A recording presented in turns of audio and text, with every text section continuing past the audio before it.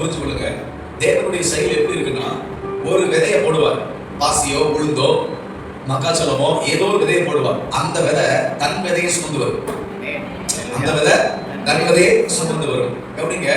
இந்த ஜெபத்துல கர்த்தருடைய இரக்கத்தினால எனக்குள்ள ஒரு ரட்சிப்பின் விதை விழுந்து வச்சுக்கோங்களேன்.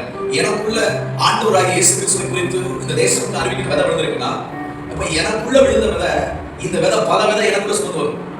அந்த நம்பிக்கை எனக்கு இருக்கு. ஏன்னா ஆண்டவருடைய செயல் எப்பவுமே ஒரு விஷயத்துல மட்டும் முடிஞ்சு போறதில்லை. அது எப்பவுமே மல்டிபிள் ஆகும். அது எப்பவுமே விருத்தி அடையும். ஆமென். ஹல்லேலூயா. ஒருவேளை நம்ம கூட்டங்கள் சாதாரணமா இருக்கலாம், நம்மள பார்க்க நிறைய பேர் சாதாரணமா இருக்கலாம். ஆனா ஒண்ணு நான் சொல்றேன், வேதத்தின்படி சொல்றேன், சாதாரணமானதை கொண்டுதான் கர்த்தர் அசாதாரணமானதை செய்வார். பைபிள்ல சொல்லப்பட்டிருக்கு, யூதேயாவில் உள்ள பெத்லகேமே, எப்ராத்தா எனப்பட்ட பெத்லகேமே, நீ யூதேயாவின் பிரபுக்கள் சிறியதாய் இருந்தும் ரொம்ப சிறுசுதான். பெத்லகேம் யாரு? ரொம்ப சிறுசு. ஆனா முழு இஸ்ரவேலை ஆளுகிற பிரபு உன்னிடத்திலிருந்து தோன்றி புறப்பட்டு என்னிடத்தில் வருவார். ஆமென். ரொம்ப இது சிறுசா இருக்கோ, அங்கதான் பெரியவர் வர போகிறார். சொல்ல மாட்டீங்களா? ஹல்லேலூயா, ஹல்லேலூயா. ரொம்ப சின்ன பெத்லகேம் தான், ஆனா பெரிய ஞானிகள் தேடி வந்தார்கள், பெரிய சாஸ்திரிகள் தேடி வந்தார்கள். ஆமென். என்ன நம்புறீங்க? ஆமென்.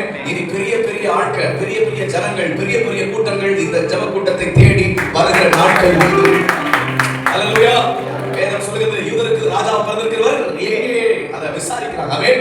இன்னும் பாருங்க, குறிப்பிட்ட காலத்துல விசாரித்து வருவார்கள், இந்த கூட்டம் எங்க நடக்குது சொல்லி. ஆண்டவருடைய ஆவியானவர் அப்படி செய்வாராக.